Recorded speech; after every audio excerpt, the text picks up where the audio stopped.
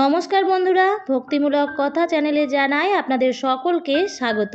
আশা করছি বন্ধুরা ঈশ্বরের আশীর্বাদে আপনারা প্রত্যেকেই ভালো আছেন এবং সুস্থ আছেন।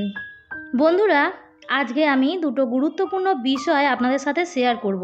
তাই বন্ধুরা ভিডিওটি অবশ্যই শেষ পর্যন্ত দেখুন, কারণ ভিডিওটি পুরো না দেখলে আপনারা বুঝতে পারবেন না। ভিডিওটি পুরোটা দেখলে আশা করছি আপনাদের ভালো লাগবে এবং আপনাদের উপকারও লাগবে।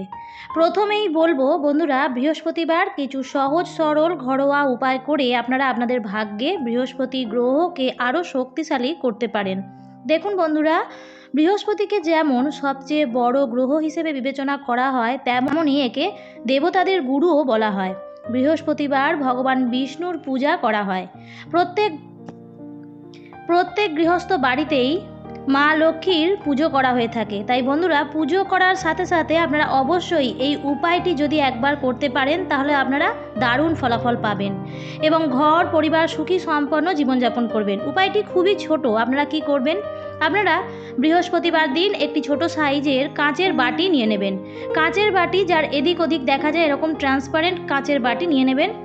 এবার ওর মধ্যে হলুদ সর্ষে নিয়ে বাটিটি পুরো ভরে নেবেন। এমনভাবে ভরবেন না যাতে বাটি থেকে পড়ে যায়। এবার আপনি বাটিটি ঠাকুরের আসনে রেখে দেবেন। এই কাজটি আপনারা করবেন বৃহস্পতিবার দিন সকালবেলায়। এবার এই বাটিটি ঠাকুরের সিংহাসনের মধ্যেই ছেড়ে রেখে দেবেন। রবিবার দিন দুপুরবেলায় সেই বাটিটি তুলে নেবেন। তুলে আপনাদের বসার ঘরের উত্তর পূর্ব দিকে রেখে দেবেন। এবার যখনই আপনি ঘর থেকে বেরোচ্ছেন বা এমন কোনো মনস্কামনা নিয়ে বেরোচ্ছেন বা এমন কোনো মনের ইচ্ছা নিয়ে বেরোচ্ছেন যে সেটা যেন পূর্ণ হয়, সেই মনের ইচ্ছাটিকে পূরণ করার জন্যই এই কাজ। আপনারা জানেন যে এই হলুদ সর্ষের মধ্যে কতটা অলৌকিক ক্ষমতা আছে।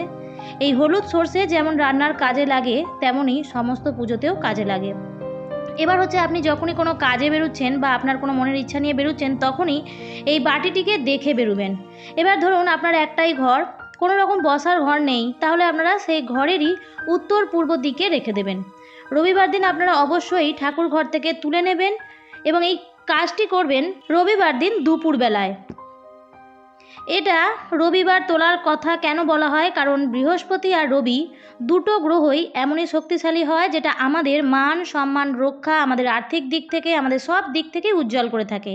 সেই জন্যই বলা হয় বৃহস্পতিবার দিন রাখতে হয় এবং রবিবার দিনে আপনি সেটাকে তুলে আপনার বাড়ির বা আপনার বসার ঘরের বা যদি আপনার একটাই ঘর হয় সেই ঘরেরই নর্থ ইস্টে রেখে দেবেন। এবার আপনি যখনই কোনো কাজে বেরোবেন তখনই আপনি ওই বাটিটি দেখে বেরোবেন, দেখবেন আপনার সেই কাজটি সফল হবে। এই প্রসঙ্গে আরও একটা উপায়ও আপনাদের বলে দিই। আপনার যে কোনো কাজ, যত রকমের গুরুত্বপূর্ণ কাজই হোক না কেন, শেষ মুহূর্তে এসে ধরুন আটকে যাচ্ছে বা আপনার কিছুতেই পূর্ণ হচ্ছে না, বা আপনি চাকরির ক্ষেত্রেও কিছু নম্বরের জন্য হয়তো আটকে যাচ্ছে, এক্ষেত্রে আপনারা কি করবেন?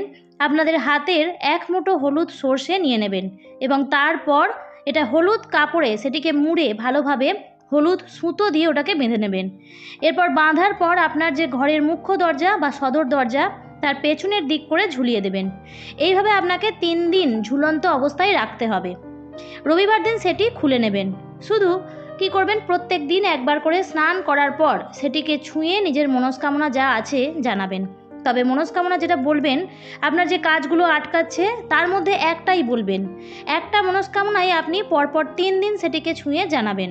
এবার আপনি রবিবার দিন এটি খুলে নেবেন এবং সোমবার দিন কোনো প্রবাহিত জলে বিসর্জন দিয়ে দেবেন।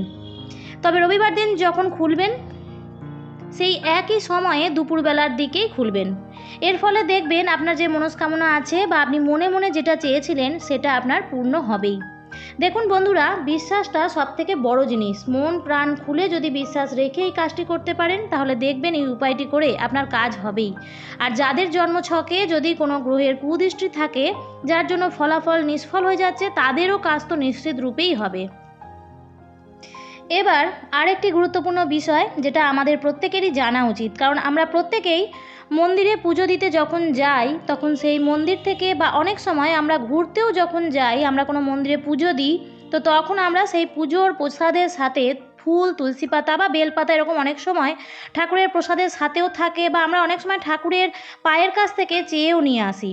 প্রসাদের সাথে পাওয়া সেই ফুলগুলো দিয়ে কিংবা সেই ফুলকে কি করা উচিত এবং কিভাবে বাড়িতে রাখা উচিত, সেটা কখন ফেলা উচিত, এগুলো আমরা অনেকেই জানি না। তো আজকে আমি এই বিষয়টিও আপনাদের সামনে তুলে ধরব।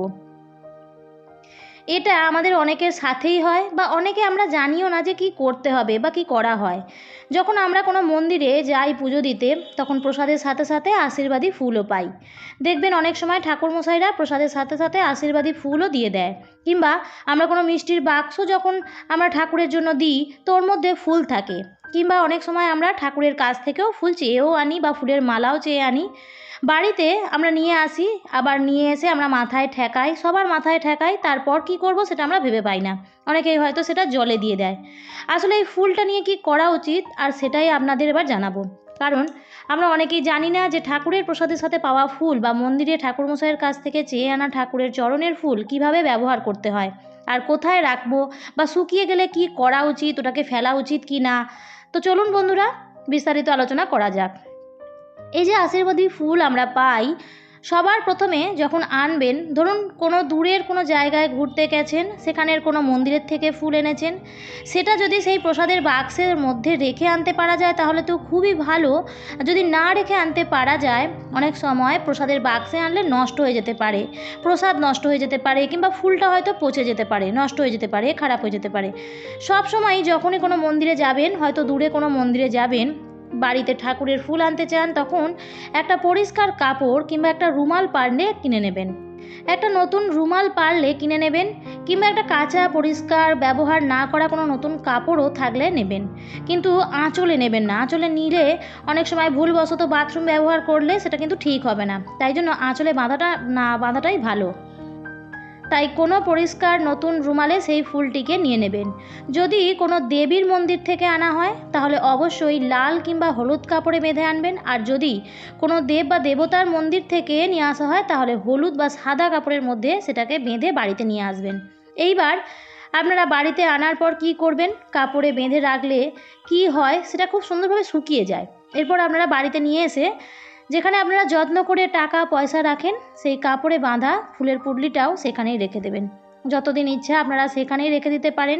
তারপর যদি মনে হয় অনেক দিন হয়ে গেছে, তখন সেটা কোনো গাছের গোড়ায় সেই ফুলটাকে রেখে দেবেন। যে কোনো গাছের গোড়ায় রেখে দেবেন, যাতে ফুলটা পায়ে না লাগে বা কোনো রকমভাবে ওটা নষ্ট না হয় বা ছড়িয়ে না যায়। দেখুন, ঠাকুরের যে ফুল আমরা পাই তার মধ্যে অনেক পজিটিভ এনার্জি থাকে। অর্থাৎ ঠাকুরের পা থেকে নিয়ে আসা, ঠাকুরের চারিপাশ থেকে নিয়ে আসা এই ফুল, তার মধ্যে অনেক পজিটিভ এনার্জি থাকে। এই ফুল বাড়িতে আনলে নেগেটিভ এনার্জি দূর করে পজিটিভ এনার্জিকে আনতে সাহায্য করে। যে জায়গায় রাখা হোক না কেন, তবে ঠাকুরের জায়গায় বা ঠাকুর ঘরে রাখবেন না। যেখানে টাকা পয়সা রাখেন সেই জায়গায় রাখবেন। তাহলে আপনাদের বাড়ি থেকে যে নেগেটিভ এনার্জি সেটাও দূর হবে। কারণ এই ফুলের মধ্যে শুভ জিনিস থাকে, তাই বাড়ির মধ্যে কোনো অশুভ জিনিস থাকলে যে জায়গায় আপনি রাখবেন সেই জায়গার অশুভ জিনিসটা সরে যায়। এবার বলবো, যদি আপনারা মনে করেন যে ফুলটা রাখতে চাইছেন না বা রাখবেন না, তাহলে তখন আপনারা কী করবেন। আমি আগেই বললাম যে এই ফুলটার মধ্যে প্রচণ্ড পরিমাণে পজিটিভ এনার্জি থাকে। এই ফুল যখনই আপনি পাবেন, বাড়িতে আনার পরই মাথায় বুকে ঠেকিয়ে নেবেন। তারপর 3 বার নাকের কাছে নিয়ে গিয়ে শুঁকে নেবেন ভালো করে। যখন এই ফুল আপনারা শুঁকবেন, তখন সেই ফুলের পজিটিভিটি বা ঠাকুরের আশীর্বাদটাও এই ফুলের মধ্যে আছে, এই জিনিসটাও আপনার শরীরের ভিতরে চলে আসবে। এর ফলে আপনাদের শরীরের যা কিছু অশুভ বা যা কিছু নেগেটিভিটি সব কিছুই দূর হবে।